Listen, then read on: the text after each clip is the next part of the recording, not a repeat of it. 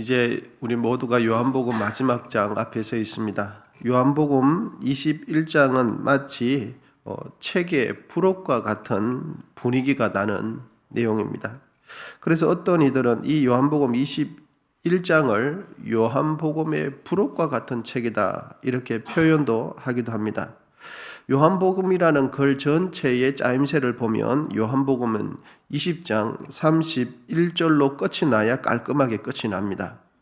여러분 바로 앞장인데요. 20장 30절과 31절을 우리 같이 한번 읽어보겠습니다. 바로 앞입니다. 20장 30절과 31절 같이 읽습니다. 시작. 예수께서 제자들 앞에서 이 책에 기록되지 아니한 다른 책도 또 많이 행하셨으나 오직 이것을 기록함은 너희로 예수께서 하나님의 아들 그리스도이심을 믿게 하려 함이요 또 너희로 믿고 그 이름을 힘입어 생명을 얻게 하려 함이니라. 아멘. 이렇게 끝이 나면은 글 짜임새가 딱 맞아 떨어집니다. 그래서 어떤 학자들은 이 요한복음 21장을 두고서 후대에 덧붙여진 것이다 이렇게 말하기도 합니다. 21장은 요한 부활의 주님께서 제자들을 부활하시고 난 뒤에 세 번째 만나 주시는 내용인데 베드로를 포함해서 7명의 제자들이 함께 있었던 것 같습니다. 1절에 보시면 그 후에 예수께서 디베랴 호수에서 또 제자들에게 나타나셨으니 나타나신 일은 이러하니라. 시몬 베드로, 디두모라 하는 도마, 갈릴리 가나 사람 나다네엘, 세베대의 아들들 2명, 또 다른 제자 2이 하니까 7명이 되는 거죠. 제자들은 십자가에 죽으신 예수님이 분명 부활하신 것을 만났고 확인했습니다. 그런데도 그들은 여전히 겁을 잔뜩 먹은 채 모여 있긴 했지만 두려워 떨고 있었습니다. 그때 베드로가 이렇게 자신의 의사를 먼저 밝히죠. 나는 물고기 잡으러 가겠다고. 그러자 다른 갈팡질팡하는 제자들도 베드로가 먼저 그렇게 의사를 뚜렷하게 밝히니까 베드로 뒷모습을 보면서 나도 같이 가겠다고 이렇게 하는 겁니다. 이런 경우가 종종 있지 않습니까? 나는 무엇을 선택해야 하나 고민하고 있을 때 어느 누군가가 결단력을 가지고 나 이거 하겠다고 말하면 저 사람 하는 걸 보니까 나도 그냥 그렇게 하지 이렇게 하면서 따라가는 경우가 우리의 삶 속에 종종 있죠. 베드로가 물고기 잡으러 가겠다라고 하니까 다른 제자들도 나도 뭐 특별히 할 일도 없고 하니까 물고기 잡으러 가겠다고 말한 것입니다. 베드로와 제자들이 다시 갈릴리 호수에 물고기를 잡으러 간 이 행동을 두고서 어떤 학자들은 사명을 저버렸다라고 보는 견해도 있고 다른 학자들은 무엇을 어떻게 해야 할지 구체적으로 몰라서 그렇게 한 것이다 이렇게 해석하는 이들도 있습니다. 부활의 주님을 만났음에도 불구하고 다시 물고기로 잡으러 간 제자 여러분들께서는 어떻게 이해하시겠습니까? 사명을 저버리는 것으로 이해하는 게 좋겠습니까? 아니면 무엇을 어떻게 해야 될지 잘 모르니까 그렇게 한 것이다 이렇게 이해하는 게 좋겠습니까? 그런데 여러분 분명한 것은 부활의 예수님을 만났음에도 불구하고 물고기 잡으러 갔다는 점이에요. 제자들이 어느 때에 제자로서의 사명을 잘 감당하게 되냐 하면 여러분 어느 때입니까? 부활의 예수님을 만났을 때가 아니에요. 오순절 성령 강림 사건 이후로 성령을 충만하게 받았을 때 제자들이 제자들로서의 역할을 하게 되는 거죠. 여러분 우리가 언제 주님의 제자다운 삶을 살게 될까요? 예수를 영접할 때가 아니에요.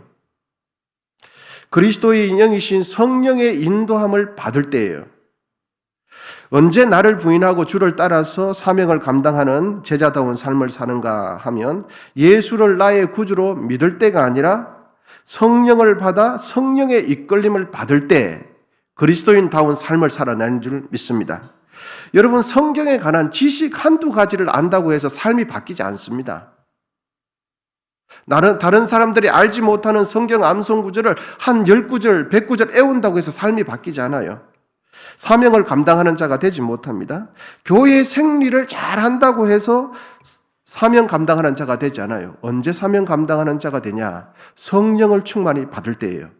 여러분, 술 취하지 말고 성령의 충만함을 받게 되시기를 주의 이름으로 축원합니다. 세상 생각으로 가득하지 말고 주의 말씀에 근거한 생각이 가득하게 되시기를 축원드립니다. 여러분, 우리의 머릿속에는 많은 지식이 있습니다.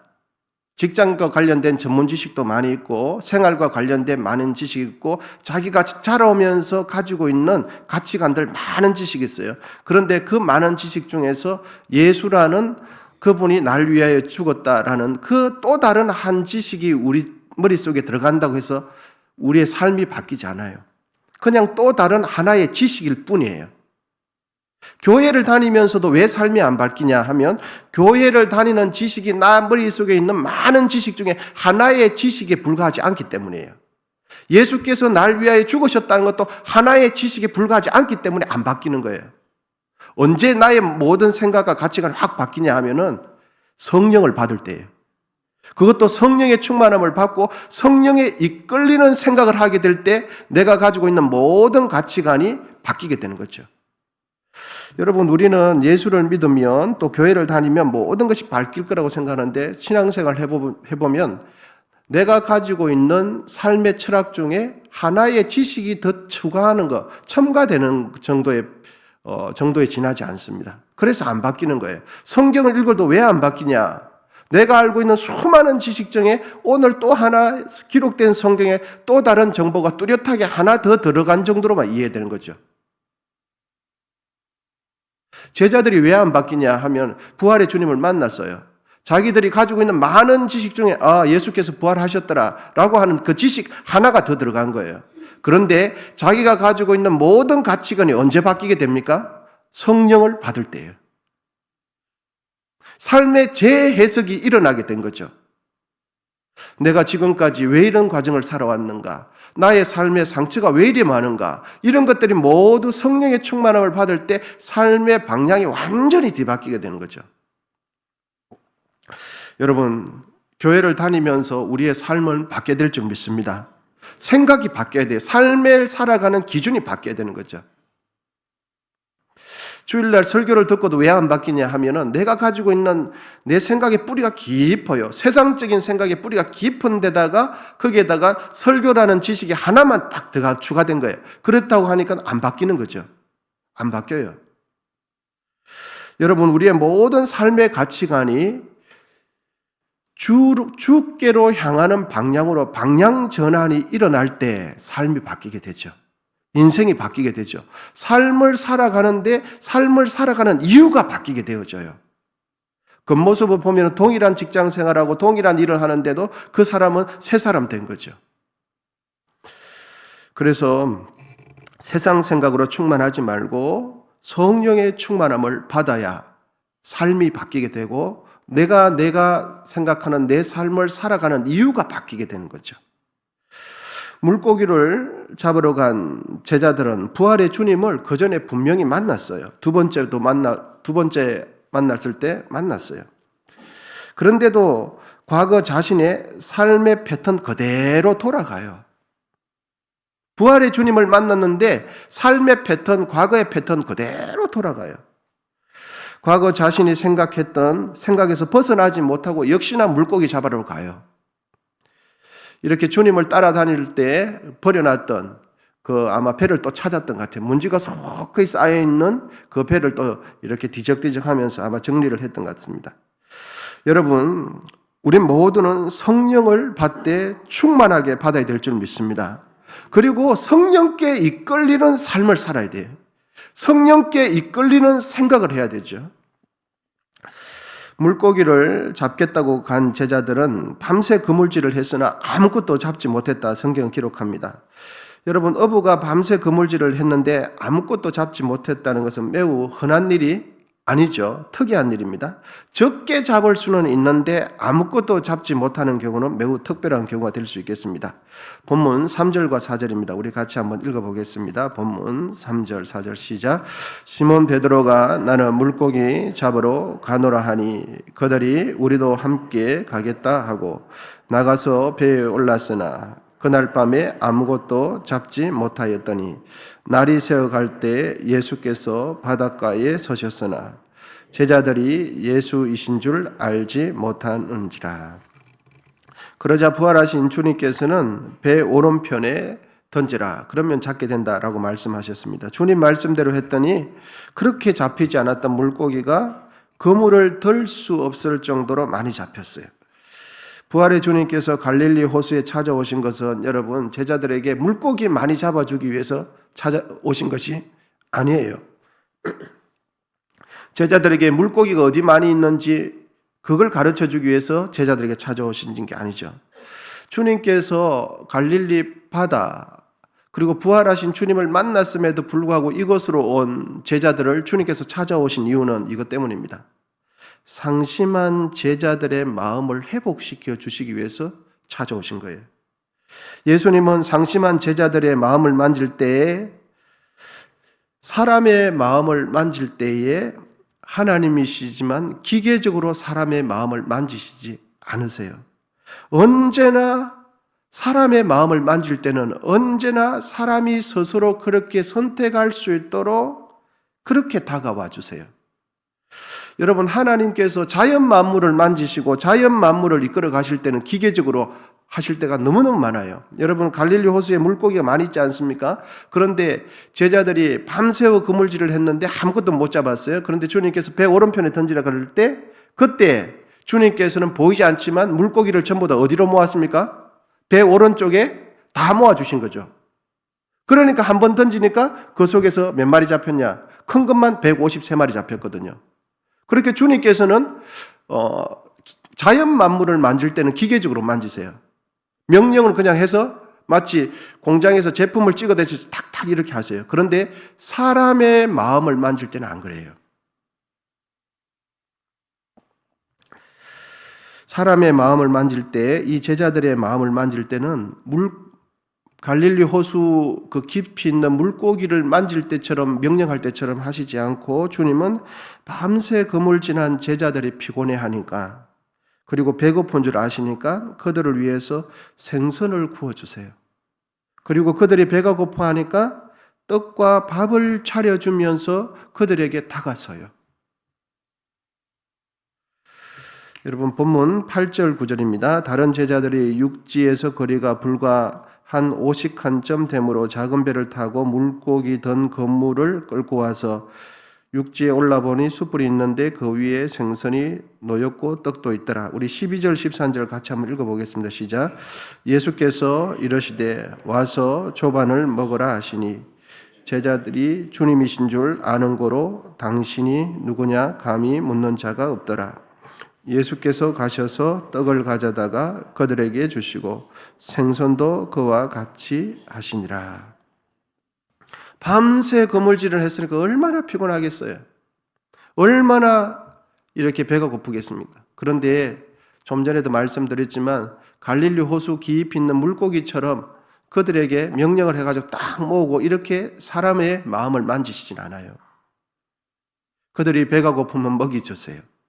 외로우면 그 눈물을 닦아주시고 그들이 힘들면 그들의 이야기를 들어줘요. 그렇게 해서 사람들의 마음을 만져주세요. 그렇게 해서 다시금 제자로서의 기능을 할 수 있도록 주님께서 다가가신 거죠.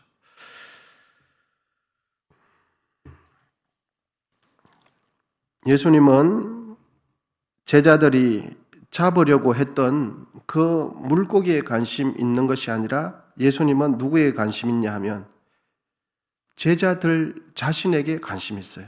제자들은 어디에 관심이 있냐? 물고기에 관심이 있어요. 그런데 주님은 어디에 관심이 있냐 하면은 상심한 제자들에게 관심이 있어요. 여러분 우리 모두 기억하십시다. 하나님은 내가 소유한 물질에 관심이 없어요. 하나님은 내가 가지고 있는 달란트에 관심이 없어요. 하나님은 나의 재능에 별로 관심이 없어요. 하나님은 누구에 관심이 있냐? 내 자신에게 관심이 있어요. 연약한 내 자신, 흠이 많은 내 자신, 허물 많은 내 자신에게 관심이 있어요. 그런데 우리는 그런 하나님을 놓칠 때가 참 많습니다. 하나님도 내가 가진 물질에 관심이 있는 줄 알아요. 내가 가진 재능에 관심이 있고 내가 하는 봉사에 관심이 있는 줄 알아요. 그렇지 않습니다. 오늘 주님께서 갈릴리 호숫가에 왜 찾아오셨습니까? 물고기에 관심이 있어서 찾아오신 것이 아니에요. 제자들이 잡는 그 물고기에 관심이 있어서 찾아온 것이 아니라 상심한 제자들에게 관심이 있어서 찾아온 거예요. 왜냐하면 주님께서 잡히시는 그날 밤에 베드로는 닭이 울기 전에 3번 주님을 부인했어요. 그런데 주님께서 오늘 본문 속에서 찾아가지 않으면 베드로는 스스로 주님께로 돌아올 수가 없어요. 주님께서 먼저 찾아가지 않으면, 그리고 다른 제자들도 옷을 덮고 있다가 나는 예수를 모른다고 하면서 그 옷을 벗어던지고 알몸으로 도망갔던 제자들입니다. 그러니까 자기들이 너무 큰 실수를 했기 때문에 주님께서 먼저 다가오셔서 그들의 마음을 만져주지 않으면 그들은 돌아올 수가 없어요. 예수님은 내가 가지고 있는 것을 사랑하는 것이 아니라 연약한 나 자신을 사랑한다는 것을 여러분 꼭 믿으십시오. 그리고 내가 실패하고 넘어지고 힘들고 가난하고 좌절할 때도 주님은 변함없이 우리를 사랑하세요. 내가 성성장구할 때만 나를 사랑하지 않아요. 험많고 주를 부인한다고 하더라도 우리 주님은 변함없이 우리를 사랑하세요. 그것 때문에 주님께서는 이 제자들에게 요한복음 20장에서 끝나야 되는데 21장에 이런 내용이 있지 않겠는가 생각해 봅니다. 나의 재능, 나의 기술, 나의 지식, 나의 능력, 나의 직업, 나의 경제력, 나의 학위, 나의 세상적인 지위, 주님은 이게 것이 관심 있는 것이 아니라 연약한 나 자체, 험많은 나 자체, 무능한 연약한 나 자신을 사랑합니다.